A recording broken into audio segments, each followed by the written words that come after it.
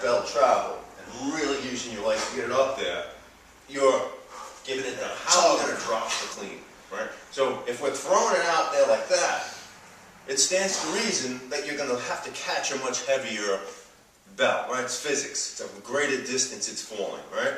If we can manage to drop it closer,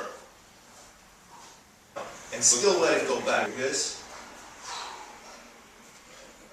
and that. And I'm still always, every time, catching it in that finger lock.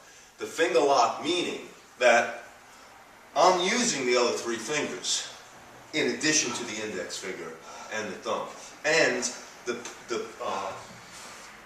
callus pads, the bell handle is getting on the other side of those callus pads. So that's a big, big part. If you're catching the callus pads and you got a finger lock, you're still going to rip the calluses off your hand. So there's the difference between that and that.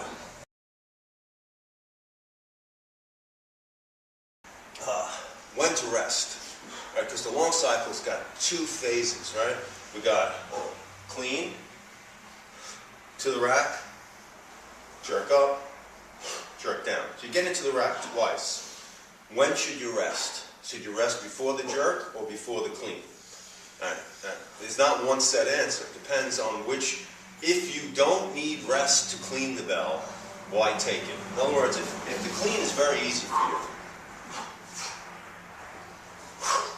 and you need more time before you jerk the bell, take it here before it goes up. If the clean needs recovery, and that's usually what happens in strong sport, Chris, you could attest to that. Once you get to 88 pounds, you got to rest before you drop it.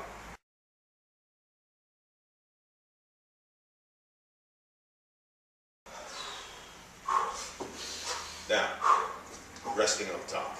Sue, you're saying how you don't get any rest up top. Now, Jim, big rest up top, right? I mean, that's it. You're big rest up top. Now, most of the people, most of our members get this rest up top because we're telling them that over and over and over and over and over from the very beginning. And in some of the longer sets, even though we do 1 minute a hand, 20-minute sets, by the time you get to the end of 20 minutes, you're still resting like crazy up here. And this ability to rest up here is what's going to make everything less miserable for you. Okay? So I remember when I first got into this with Valeri, I'm watching some Russian guy going, and he's like, he's resting.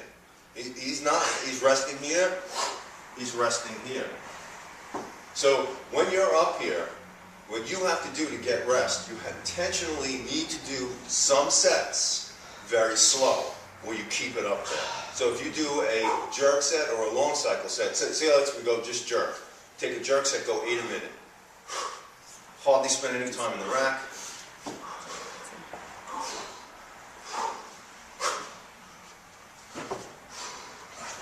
Keep it up there. You got to develop this as a real good place of rest. And this doesn't have to be with your biggest bell. If you don't have rest up top, drop down a bell, do sets with the 12, right?